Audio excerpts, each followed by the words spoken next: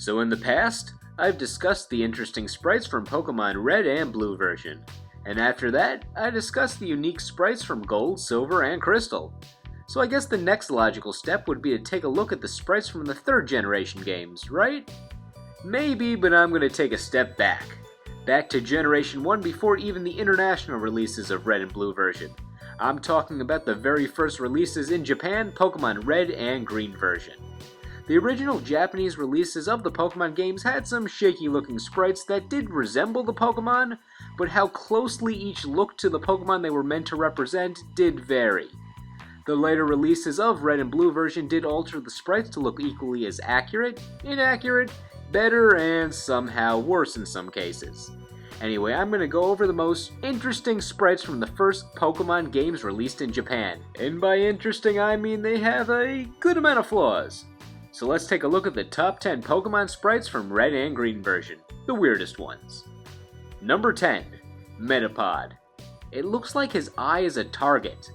I don't know if this was supposed to be just a pupil and the pixelation hurt him here, or maybe the creators knew he would be one of the worst Pokemon in the game, so they have some sort of grudge against him, so let's just make his eye a target. And before anyone says anything, I like Metapod. He's one of the lovable losers of the Pokemon world, like Magikarp. Plus, who could hate on the fact that he had the first legitimate trainer battle in the anime in a Metapod versus Metapod fight to the death? Number 9, Lickitung. Lickitung is a weird Pokemon to begin with, but it looks like they just gave up halfway through making his design. Like, the shape is correct, but most of his other notable attributes, mainly his tongue, looks like it just gave up existing towards the bottom. Like, yeah, we got a tongue here. Yeah, I'm bored now. Peace. Same goes for his tail. It's supposed to fold in the back, but it kinda just looks like it grew inwards. Really, this is just an odd Pokemon, so all these inaccuracies somehow make him feel more abnormal, if that's possible. Number 8, Wigglytuff. You know, maybe this sprite was trying to create a perspective piece. Like Wigglytuff is standing at an angle, so the eye on the right appears smaller on a 2D plane, but when you rotate it about 90 degrees if it was in 3 dimensions, yeah, you know what, I'm giving this sprite way too much credit. Next. Number 7, Snorlax. This sprite was almost perfect. His head looks right, the body is to scale, the feet could be a little bigger, but they look fine. However, those arms are radically shorter than they are in the artwork. His arms aren't that long. I'm not saying it's an injustice to give these arms to Snorlax since he can't reach his toes in most artwork, but they are clearly long enough to extend for a greater reach. I could understand if his character was meant to have shorter arms based off his design, like how Cranidos has shorter arms but he makes up for it with his head-based attacks, but this fellow can learn a bunch of punches, so he clearly has long enough arms to wind up for a punch. Plus, he needs to eat 880 pounds of food a day, so he needs longer arms to grab said food, since he has no other natural tools to obtain food. You know, I've gone way too deep into the analysis of Pokemon physiology for an 8-bit sprite. Number 6, Hitmonchan. Wait, that's not a Hitmonchan. That's a Togekiss that somehow got a hold of a time machine to go back to Generation 1 and spy on the natural habitat of a Doduo, along with him doing other things. Yeah, that's basically the old joke for this sprite, but it can't be unseen. Going into the sprite from it just being a Hitmonchan, its arms and legs are sticks, even though the limbs are not normally that muscular. Also, what's with this leg pose? I don't think that's good leg form for a boxer. What, you want to pull a hamstring? Number 5, Venusaur.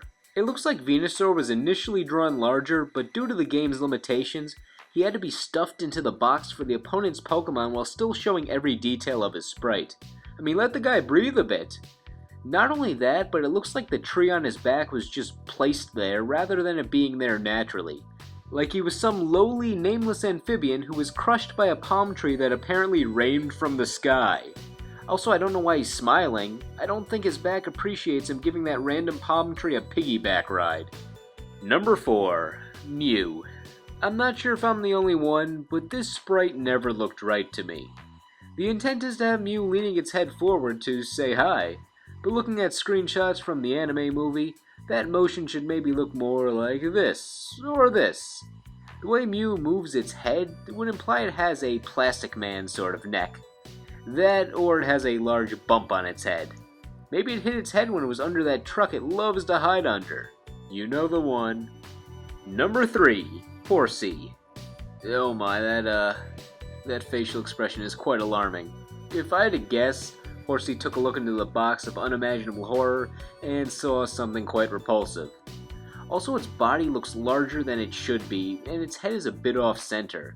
In a way, it looks like it could just be reacting to something kinda normally shocking, like, whoa, I really can't believe he ate the whole thing, you're in love with me, and it's not butter. Number 2, Charizard. I know this looks very off from how Charizard is supposed to look, but you can't even salvage it. Did someone assemble this sprite in Rock Tunnel without HM05?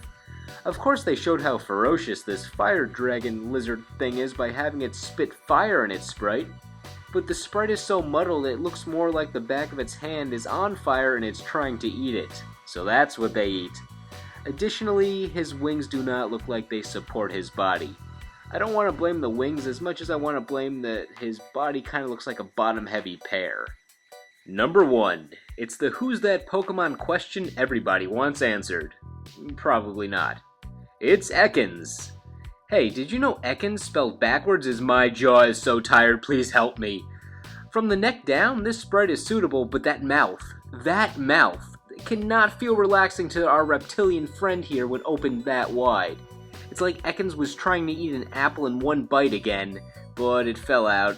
Oh no, he's stuck. Someone get the clamp.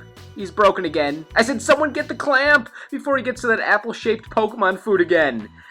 And that's all I really have to say about this sprite. It's weird, it's funny, it's my number 1. So, agree, disagree? There's 151 Pokemon sprites from Red and Green version, so let me know your favorite.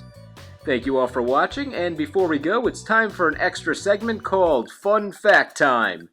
Yeah, that's a creative title. So it's time for a fun fact that you might have already known about.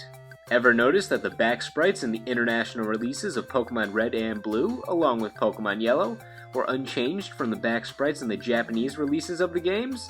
Meaning the back sprites represent the actions of the original sprites, rather than the actions of the updated sprites in Red and Blue.